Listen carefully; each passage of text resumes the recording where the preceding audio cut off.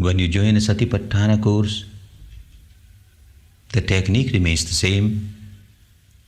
You had been coming and participating in a number of courses, the same technique, observing the 5 precepts, 8 precepts,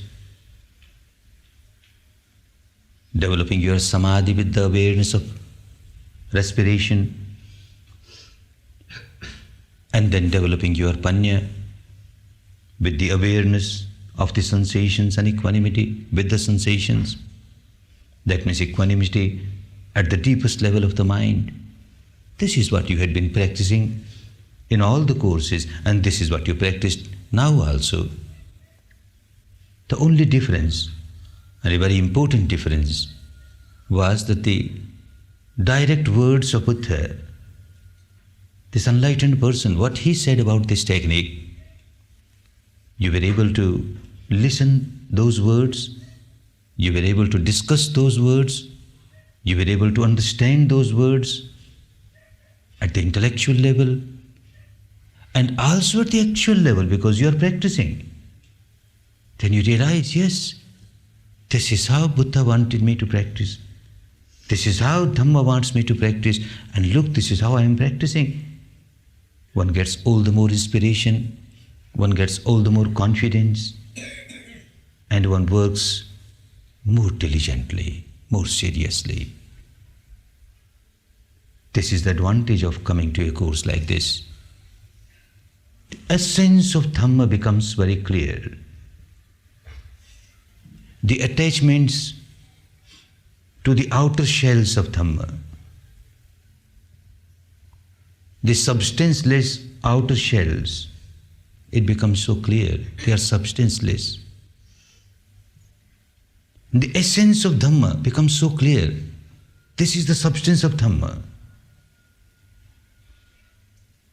The more and more one practices understanding the teaching properly at the intellectual level and at the level of panya, wisdom, the more and more the essence of Dhamma becomes clearer and clearer. There is no confusion about it.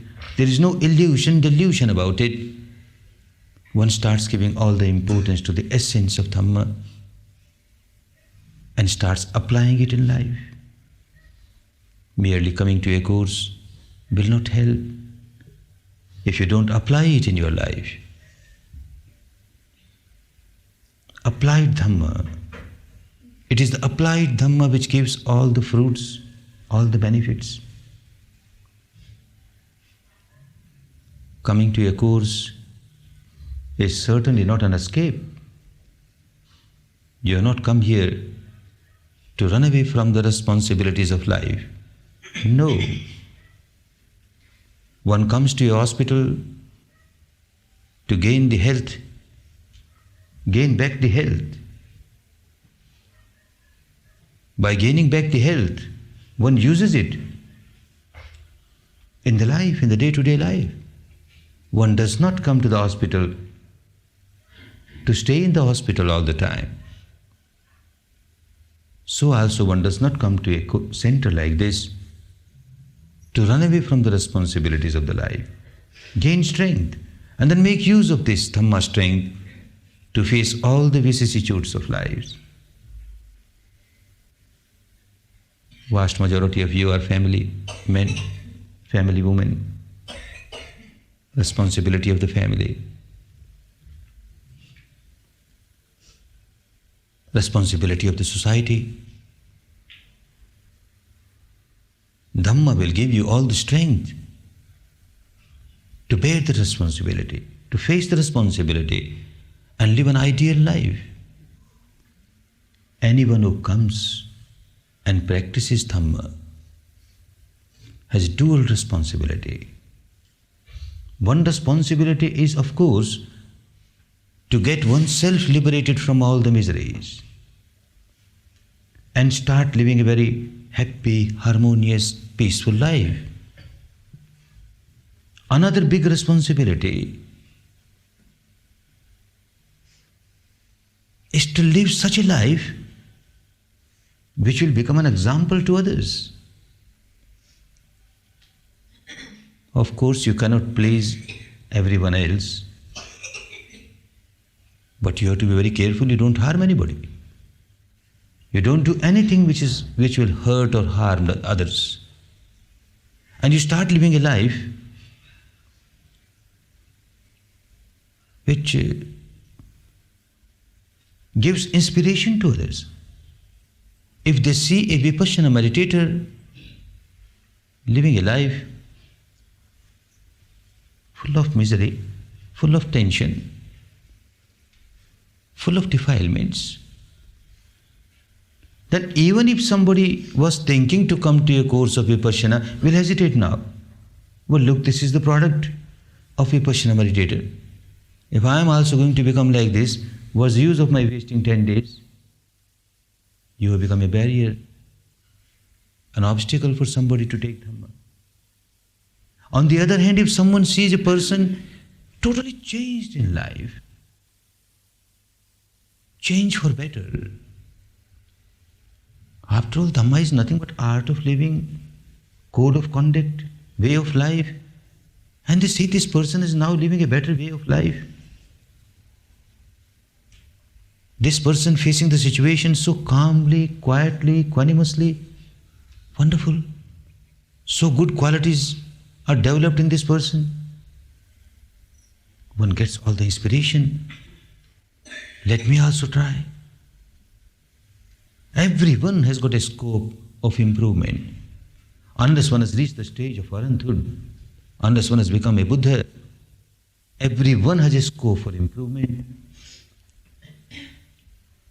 So everyone would like to improve oneself. But when one sees that this is the path which claims to improve people, but the result is not actually so, then one will hesitate to take any step on the path. But if one sees people walking on this path and getting the results of improvement, one gets all the inspiration. I better take few steps on this path. Let me try myself. The first important thing will start happening. The members of the family. Even one person from a particular family comes to the course of Vipassana, practices properly, shows a big change in one's own life, then those who are nearest, they start observing this change in life. They start getting inspiration. Then one member after the other start coming to courses. We have seen this is how it happens. All the members of the family. The first benefit of someone coming to a course is all the members of the family start participating and they start working in Vipassana. And once all the members of the family start working in Vipassana, a big change in the atmosphere of the family becomes so clear, so obvious.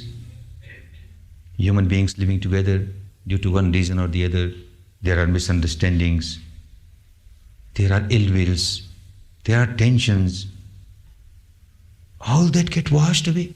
If they sit together morning and evening, 1 hour Vipassana, then a few minutes of Metta Bhavana, they get up smiling. The entire atmosphere of the family, whatever tension there was in the past, is gone. Only cordiality prevails. All cordial atmosphere all around. It becomes an ideal family. One family becomes an ideal family, very happy, very peaceful, very harmonious. It attracts the members of other family nearby. They start coming to Dhamma. And like this, one family after the other, a particular community, the whole community starts enjoying peace and harmony, and it spreads. The whole country, the whole nation starts experiencing peace and harmony, and it spreads. The whole world will start experiencing peace and harmony. It all starts with the individual. So every individual who comes to a course like this has got great responsibility, dual responsibility. My life must change now, not only for my good, but for the good of so many, for the good of so many. After 25 centuries, once again, Dhamma has arisen. I am so fortunate that I have come in contact with pure Dhamma. Otherwise, in the name of Dhamma, I don't know where I would have been rolling in rites and rituals, in philosophical beliefs, dogmas, different sectarian entanglements. I got pure Dhamma now, universal Dhamma. I am so fortunate. And the time has ripened when this pure Dhamma will spread throughout the world. What can I do? How can I help it? When we give services, contributions, helps in different ways. But the best help is to be an example, a good example of Dhamma, to generate inspiration in the minds of the people so that they also walk on the path of Dhamma. Look how very peaceful, how very harmonious, how very wonderful life this man has started living. Why not I? This is the biggest service. When this course came to an end, like every course when it comes to an end, the students purifying the mind by this technique, dissolving the ego. As the closing time comes, they start developing these two qualities. One quality is, how can I help others without expecting anything in return? How more and more people, how can I be helpful so that more and more people come on the path and come out of their misery? The only satisfaction is to see others happy, peaceful, harmonious, without any expectation in return. And then the feeling of gratitude. These are the two rare qualities. Gratitude towards that enlightened person, Gautama the Buddha. How after acquiring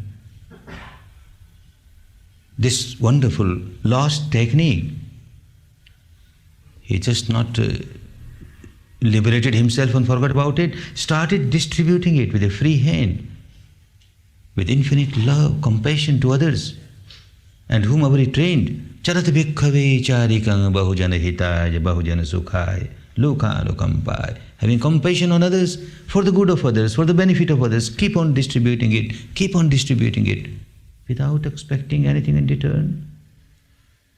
The purity of the tradition maintained from generation to generation, although in the country of its own origin, it got lost after 5 centuries, but others maintained for some longer time. The neighboring country fortunately maintained it for 25 centuries. That is why we got it. So a feeling of gratitude naturally arises. Some students come and express their feeling of gratitude towards the guide. But the only way to express one's gratitude is to get established in Dhamma, to get ripened in Dhamma.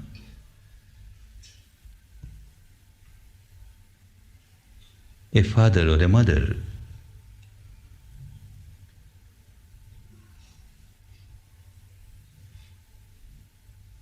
having some wonderful art, and they train their child in that art. When they find that this child, the son or the daughter, has become perfect in this art, better than even the parents, surpassed the parents, the parents take so much pride. They become so happy. In the same way, a guide in Dhamma gives Dhamma, And when he finds that these people who have taken Dhamma from me, look how they are developing. They are developing. May them surpass even the ability that I have. One feels so happy, so satisfied. There can't be any other way to express the feeling of gratitude. So get established in Dhamma. Get established in Dhamma, it will be so good for you and so good for so many others, so many others. How many will take inspiration from your life? It has just started. The revival of Dhamma, this is the time. One should feel very fortunate that I am born in a period when the pure Dhamma will again arise. It has again arisen and is going to spread around the world. I also become an instrument for the spread of Dhamma, for the good of so many, for my own good and also for the good of so many. One is really fortunate to get a human life, and human life in an era, in a period when pure Dhamma arises. One is very fortunate that having taken birth in a human world, in an era where pure Dhamma arises, one has come in contact with Dhamma, one has started practicing Dhamma. All these are very fortunate. Now grow in Dhamma. Grow in Dhamma. Get ripened in Dhamma. So that seeing your example on the path of Dhamma, more and more people get inspiration, more and more people start walking on the path of Dhamma, more and more people come out of their misery, more and more people around the world enjoy real peace, real harmony, real happiness. May all of you grow in Dhamma. May all of you glow in Dhamma. May all of you live a Dhamma life, good for you, good for so many others, beneficial for you, beneficial for so many others.